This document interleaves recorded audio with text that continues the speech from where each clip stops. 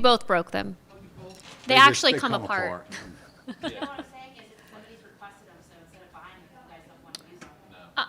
I mean, I think we should keep them just in case for, In case we have a, another huge Yeah, outbreak you or never know, something. you might have to use them. yeah, would, The person who wants to read them is always bring down for a meeting, right? I guess. I mean, as long as there's not gonna be like a black marker, like a mustache on mine. I mean, or funny faces. Yeah, funny Like the faces. clown. I mean, it'd be comical. You would. You would do it with me. I'm all for it. I'd have to do one of these for Joe, double. Thank you. Thank you, Sam. Are we good? Yeah, I guess we could just. All right. It is 5:31, so we're going to call this meeting to order for the work session for January 18th, 2022 at 5:30. Madam Clerk, roll call. Commissioner Hewitt, Here. Vice Mayor Suey, Here. Commissioner Romanek, Here. Commissioner McQuaid, Mayor Orndorff. Here. If everybody could stand, we'll salute the flag.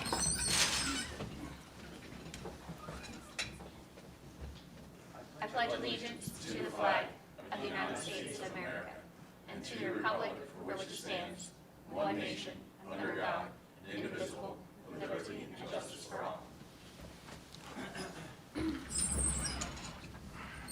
This meeting is being conducted in accordance with the Open Public Meeting Act of 1975, was advertised, posted, and made available to the public as required by statute. The municipal clerk is directed to include a statement in the minutes of this meeting. Is there any changes to the agenda? Not to the work session, Mayor. Thank you. We have presentation of the library, Millville Library. Courtney Reese, thank you. Yes, good evening. Thank you, Commissioners. Thank you for letting Ethan and I come up and speak about the library. We like to present the Commission with an annual report every year so that you can see what we're doing with the money you so graciously give us every year in our allotment, and we're very grateful for that. And all the support that we get from the city, including from Sam Cruz's crew. They do a great job for us, and we try to make sure that they know that we appreciate them.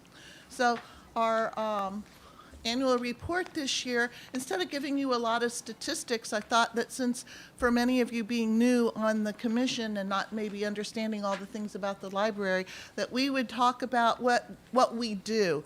And our mission is to improve the quality of life through the 5 literacies. And maybe you've never heard of the 5 literacies, but it's the traditional reading, writing literacy, which I'm sure you can all understand how the library does that. But we also do technology literacy. We do computer classes, and of course we provide computers for our residents. Our Wi-Fi is up 24/7 so that anybody, and I see even police officers from time to time coming in and using our parking lot just for the Wi-Fi, but a lot of other people as well. Are they on duty? I have no idea. I do not tap on their window and ask them. We do civics literacy. So this last year in 2021, we became a polling site for the city of Millville. Thank you. And I just would like to point out, this is my very favorite picture of all the pictures that are in here. There's a woman who came in this last spring, and she said, "This is my first time to ever vote, and I am 89 years old." Oh, wow, that's and I awesome. said, "You're kidding me." I said, "We've got to get your picture." And so I drug her outside, and we even took the flag with us and everything. We put her up underneath the sign that says Millville Public Library. And she said, "Oh, that was so nice." She says, "What are you going to do with it?" And I said, "We're going to put you on Facebook." And she was like, "Oh, me? Am I going to be on Facebook?" She was so adorable. Anyway, that's probably one of my favorite stories of the stories that we have in, from our pictures. But we also do health literacy. This last year, we started sending out nutrition kits. Families can come in, and we put kits together that are like little snack kits with some information about why what's in the kit is nutritious for them, and then they go home and they create the nutritious snacks themselves. And we also do some financial literacy. So for instance, today we got something from the federal government that talked about all the many, many scams, especially targeted towards seniors, that are out there right now. And we're going to make sure that we continue to get that information and provide it to our library patrons, because all of us get those phone calls and emails and so forth. So that's like a little synopsis of the 5 literacies. And then we also wanted you to know that as we move closer to renovating and expanding our library, that this is the change that Millville wanted. I gave you all a copy of our strategic plan, and in that strategic plan, there are many, many quotes. I put that in your box last week, sorry. You may not have it with you now. There are many, many quotes of different things that people wanted. So I just drew out about 8 of them and put them in the annual report that are the ones that seem to come up over and over again. And of course, we're just waiting for that dedicated teen center. We have a little area where the teens come and sit right now, and they love it, but they'll like it even more when they can come in and socialize and even be a little bit rowdy, and nobody cares because they're all glassed in their little booth, so to speak. And the other thing that we're really happy that will come into fruition is our Gantt room, which is our main meeting room, will become an autonomous room. So many times I get the question, can we have a meeting at the library? And I said, well, we close, at 8 o'clock. And they're like, oh no, we need this meeting to go later than this. So this room will come. We'll give people a code so they can sign in and sign out. And if they, like Boy Scouts, Girl Scouts, other community leaders, want to have meetings in the library after we close, they'll be able to do that. So we're pretty excited about that also. So, and I don't want to read all this to you. That's not what I'm here for. But there are a list of our trustees here, and at the very top is our president, Ethan Aronoff.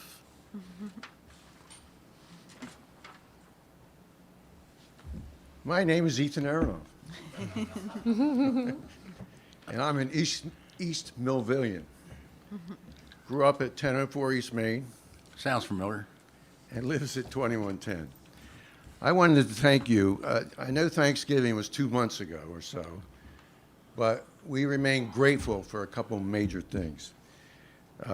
More than a couple. First of all, and I'm trying not to cover what has already been covered, but we are grateful for the continuing operating expenses and the maintenance issues that the city helps us with. Now, that's because the city's our landlord, so I'm giving a report to our landlords. But we are grateful for all that, because without it, we wouldn't be there. And the library's been there about 157 years, and most of that time, the city government has been very helpful. And also, we're grateful for the support that the City Commission has offered over the years, especially for the last 10 years, as we've been trying to put an addition on the existing building and modernizing the older part of the building. There's 2 older parts. One was built in 77, the first one was 63. And we're grateful for that support, because it has meant matching monies to the point of $3.2 million from the state of New Jersey, which was a part of the 2017 referendum, which supported a library construction referendum bill. So the voters of New Jersey are to be thanked as well. But we also are grateful. We have a great board. We're all volunteers. But we also have a great library director, and you just heard her. If she wasn't here, I was going to say this anyway. I think I've been coming in and out of the library since 1958, off and on. And I've been on the board for over 20 years, off and on. But she's one of the best, and we're very fortunate to have her. And she also maintains a great staff that are helping us every day. And even more than that, they're helping the patrons that come in.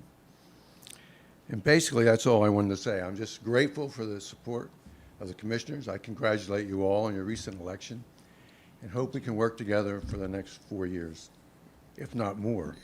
Lord willing. Amen. Thank you very much. Any questions or anything I can answer? Well, it's not a question, but, it's great to be back with you again, Ethan, and, I'm sure you'll have our continued support. Thank you. It's nice meeting both of you. Thank you for coming. Thank you, and nice meeting you too. Yes. Thank you. Three, I never met Mr. Yule before officially. Yes, sir. Thank you very much. Thank you for reaching out for Madam Mayor and myself and asking. But either way, you're always welcome in City Hall, and to reach out to myself, the mayor, vice mayor, Commissioner Hewitt or Commissioner McQuaid at any time. We're always here to invest in the city and invest in our resources, and the Millville Public Library is a great resource for our city. Thank you. I'm very glad to hear that. Yeah. Thank you so much. Thank you. Anybody else? Anything else? Just need a motion to receive and file the annual report of the Millville Public Library. I make a motion to receive and file a report. Second motion. We have a first and second motion to receive. Any comments? Roll call? Commissioner Hewitt, Yes. Vice Mayor Sui, Yes. Commissioner Romanek, Yes. and Mayor Orndorff. Yes. Okay, motion carries. Okay, we are at the public comment portion of the agenda for this evening. So anybody that would like to address the commission and speak to the public, please come to the podium, state your name and address, and leave your comments to 5 minutes, please. I guess, do we have to limit the comments in a public work session? Does it matter? Gotta still follow rules. Oh, okay. Good evening, Commissioners. Angeline Broomhall, Millville. Good evening. Hello. Okay. Ordinance 20.5. Amending the salary ordinance to add the following new administration title with a maximum compensation for municipal attorney. We normally hire, and we have hired and given a contract to our municipal attorney for the year. So I'm not understanding why we would create a new title. Does that title include pension, benefits? Because there is no minimum salary, so I would imagine the maximum is the same as the contract price now. What happens when you're no longer commissioners to that title? If we create a new title, what happens in 4 years to that title? And since we already have a contract, a professional service contract, what happens to that contract once we've created an in-house position? And how does that apply to other municipalities? Does the administrator of a municipal attorney, which we've never had in-house before, work with them working with other municipalities? How does that work with the things that are normally included in that price, such as postage, paralegal, other things like that? There's a lot of things that are included normally that we have now with our contracted professional service contract with our municipal attorney. So that price includes paralegal. It includes whatever pension benefits, whatever that person would have as a professional service. So if we're going to hire an attorney in-house, that changes everything for that particular position. So can you explain some of that to me? I can explain much of it to you, and I'm probably going to miss some, and just remind me of what the question is, thank you. okay? First of all, the price is the same as the attorney is making now, and you are correct. That is the minimum and the max. As for the cost, it does not include pension. However, presently, we are paying our attorney, I believe it's $125 an hour for extra litigation, which is in the tens of thousands of dollars, that now we will no longer have to pay for. So that's going to offset that cost. He will also be dedicated to the city 24 hours a day, but, he's solely dedicated to the city. There will be no outside clients, which is a huge advantage. Many times, some things get delayed occasionally because, he goes to court for other things, and we won't have that problem anymore. As for the paralegal, we are going to hire a part-time paralegal at this point. When we shuffle things around some more to different departments, we will have somebody with that paralegal's experience on the same floor so that they will be able to multitask with that. because there's certain filings and et cetera, and stuff like that, that we need a paralegal to do it.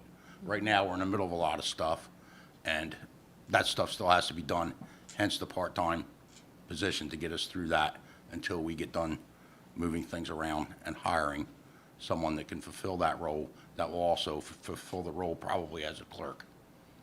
So you're creating 2 new positions. No. We're creating 1 new position. We will modify the other position.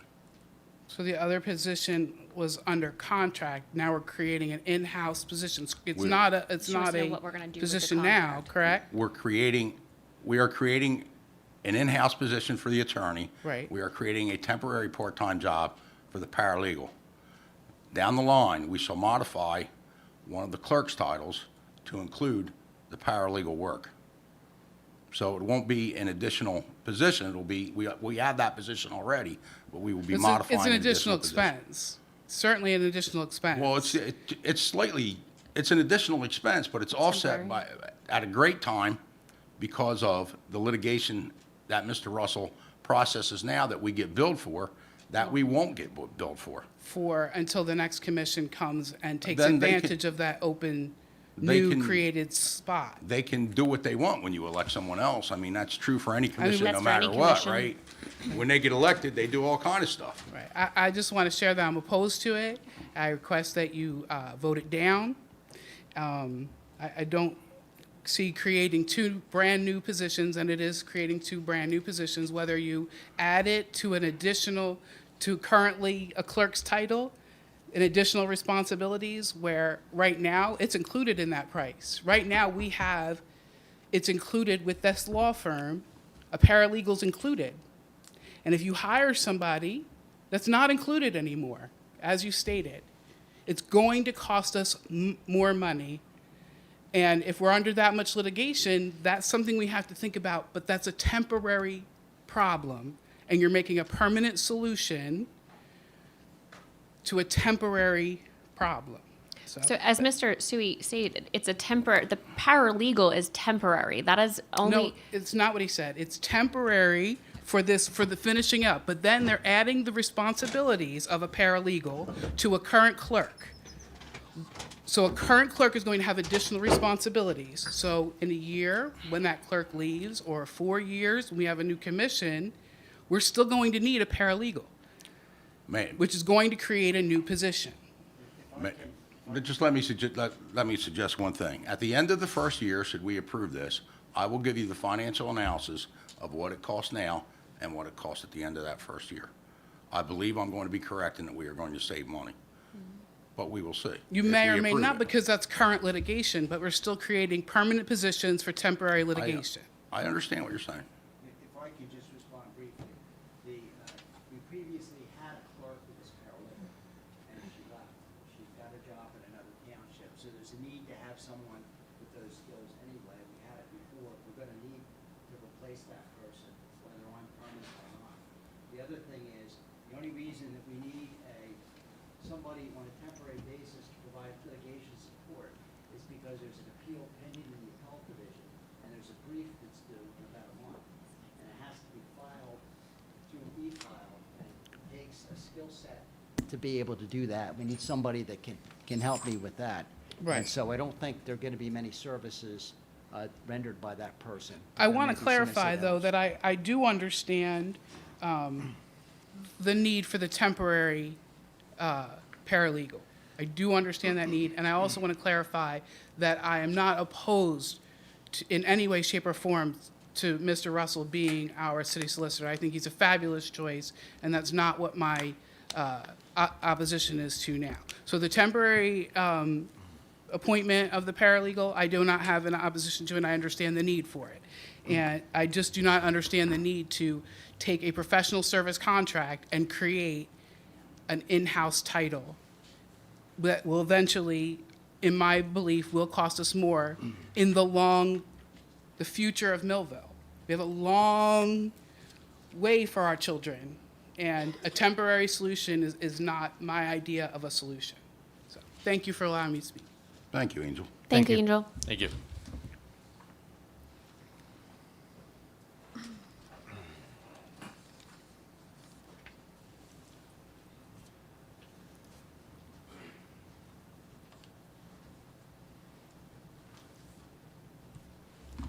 Tim Carty, Millville. I'm going to speak on the same thing Angel just did because I'm kind of confused. So the temporary paralegal is fine. I don't got a problem with that until now. My problem is taking another city employee and turning them into a paralegal position, correct? Sort of correct. As Mr. Russell said, there was a paralegal on staff before, Right. right? So it's kind of going back to that when we can find a person to fill that position, and it will be absorbed into what we have now due to movements, lateral movements, et cetera. Now, my issue is, so you're going to have a city employee that's already in a title, let's say clerk title, also become a paralegal then? Not quite. Okay, so right now there's vacancies. People are moving around, filling vacancies in different departments, created by people leaving, retirements, whatever. So people move, right? So I anticipate that somebody's probably going to, not for sure, but somebody's probably going to move off of that floor, right? Off of that area. And when they do that, that's when we take care of that. And it should be relatively soon. And so wouldn't it be better if we're going to go with a paralegal, instead of having somebody already fill a position? And my issue is, why, and it's going to come up, like Angel said, we're just going to throw somebody in as a paralegal, do paralegal work, but they're not certified, or they might not have experience in it. Now, me as a taxpayer, I'm very concerned that we're just going to throw this to somebody that's not certified. I can guarantee you, we're not going to throw somebody in a position that doesn't have any So in other paralegal words, experience. we're going to have to hire somebody that has the certification. Correct, to fill the Correct. vacant position that is created when And somebody then we're, moves.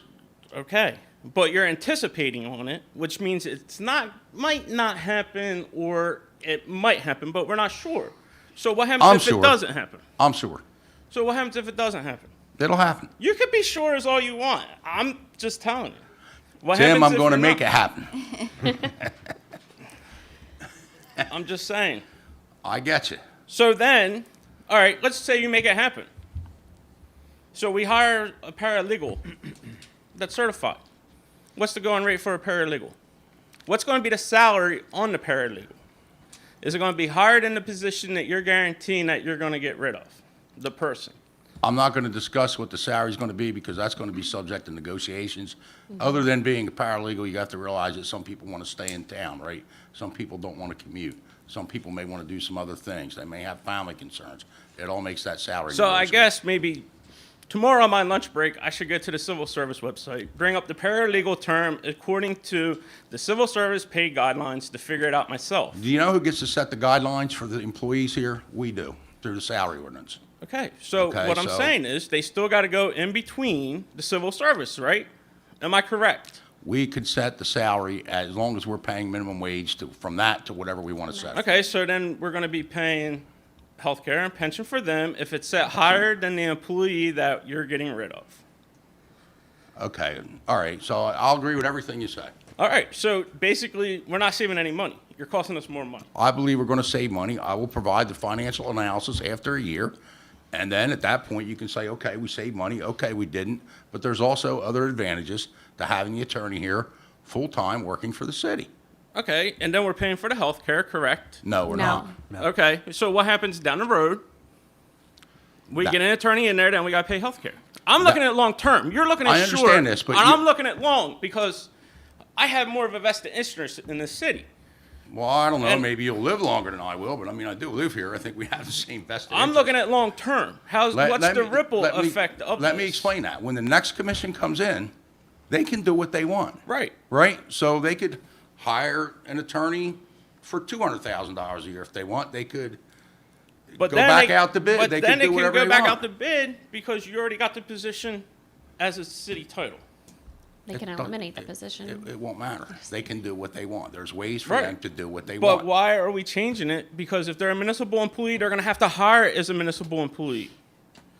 There are ways to get around that. They can eliminate the position and lay off the attorney, and then they can contract I mean, we it can out. go back to what it was before, and we can deal with contracts that weren't followed, and we were getting amendments not the proper way, and they were costing There was- tens and thousands of dollars over And the I'm going to interrupt contract. you on that. There was only one time under the past commission that happened, and that was the first year.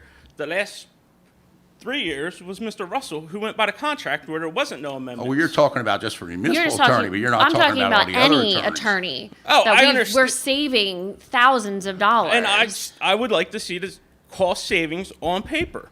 Because if I'm sending something out to Can we do a bid, cost analysis before? I can do a cost, have a cost well, analysis how done about for you. this? I'll make you a deal. Why don't you guys table this until the public gets to see the cost analysis? Tim, and I will say this, elections have consequences, right? So if we think, just for a second, right, we saw how the last commission worked, we saw the shape the city was in when we were elected. So in the end, we have the right, as the commission, and we appreciate your input, we truly do, but we have the right to make those decisions. And we as a public has a right to Have see the right cost. to comment, so And I- to have a cost analysis, Right, so Joe. I will have you the cost analysis, but I am going to move forward with this. I don't think it's fair for the public if you move forward. If you want to show transparency like you guys all ran on, We're here, right? well, but you're not going to give the public the cost analysis before you vote on something. And that's my issue. All of you ran on, I don't know what Commissioner Romanick ran on, so I'll leave you out of this one. But the three of you ran on transparency. So now, by you not showing me the cost analysis before you vote on something, where's the transparency? You're going right back to the last commission, not showing the public the transparency. I would And I'm not respectfully. trying to be hard. No, I would respectfully disagree with that comment, and you're certainly entitled to your opinion, and I thank you for it. But just remember, you ran on transparency. You vote on it, it gets approved. I just want to see cost analysis. And I don't think it's right.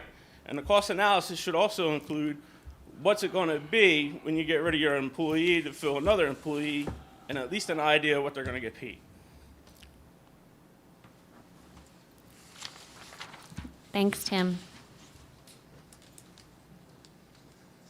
Anybody else? Anybody else? Anybody else? Okay. Seeing nobody else, we close the public comments on, for this meeting. Jeannie, do you want me to read all the way down, or is it necessary to read all of them? Okay. All right. So I can just a motion adjourn? Well- Unless Or is there's there, comment. oh, Palmet's, Discussion, yeah. you guys, the, Well, I did want to, I did something for Mr. McQuaid this week, or Commissioner McQuaid. okay, as you so we know, want to go both back his and do, parents. I'm sorry, comments of commissioners to Yeah, the, both- okay. Yeah, so, Do you want to start? We go Ben this yeah, way. wherever you want to go. Okay. Ben, do you have any comments? Mayor, on regarding Commissioner McQuaid, Or just in general? in for- general of the work session, no, I did not, Mayor. Okay, thank you. Kirk? I'd like to express my condolences. Commissioner McQuaid lost his father the day after we were all sworn in, and he was appointed and sworn in. And he lost his mother 3 days ago. I went to the viewing. They had a viewing for both of them. They had a funeral for both of them today. And I think I can speak for the entire commission and probably everybody sitting in the room. We want to wish him our condolences and be there for anything that he might need in the near future. That's all. Vice Mayor? Okay, I want to talk about the trash a little bit. As you guys know, we've had a lot of complaints about trash over the last couple weeks. I met with the ACUA to discuss this problem. They are having staffing problems, as is pretty much everybody. They're having some problems hiring people. The snowstorm delayed stuff. The staffing problems delayed stuff. So we met to talk about a possible solution. Now, this is a good spot where I could use public input if you guys have it, because we're in the early discussion stages of this. So we met to discuss Millville employees using their trash trucks before and after work and on Saturdays when feasible, so as not to interfere with the normal running of the city, and that we would pay them whatever rate we negotiate. We have an idea, but we're not sure yet, 100%. That's still up to negotiations. We would pay that, our employees would be paid that rate. We would pay them, and we would deduct that cost from what we pay the ACU to alleviate that problem. So while we can't do much about it in the past, you know, and other cities have sued them, stopped paying them. I don't think that's going to solve the problem. So I'd rather look for solutions than tie things up in court. So that's why I'm kind of heading this way, and eventually that'll be up as an amendment to the contract, I guess. Their team's working on it. When they get done, they'll send it to us. I'll forward it to our solicitor. Temporary or And that's the way it is for now. temporary for, Well, we can make it so if it happens again, right? So if we have a Right. snowstorm and they can't they're pick it delayed, up, we they're gonna can- get stuck in other communities. I mean, they even called other trash companies and they had the same problems. So it was the same problem in a lot of towns. You saw the articles in the paper. So we're attempting to solve that way.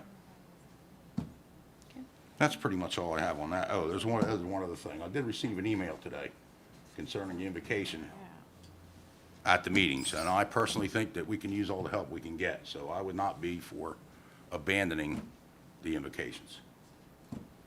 that's good. All right. So I would like to also offer my condolences to Commissioner McQuaid's family. I personally my heart breaks. I don't know how losing both of your parents within a week, how one handles that. So I reached out to Bob and, made sure that there's anything that he needs to, obviously reach out to us here as the commission in the city.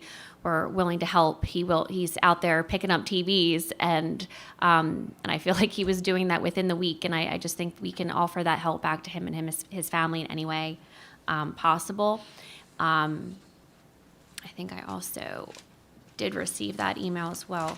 Joe, I wanted to bring that up. I'll just agree with Mr. Suey as far as the email that we received and far as invocation that we do need all the help we can get. And per the Supreme Court on May 5th, 2014, that we have the right to have a prayer before our open and public meetings. So I want to thank you all for coming here tonight.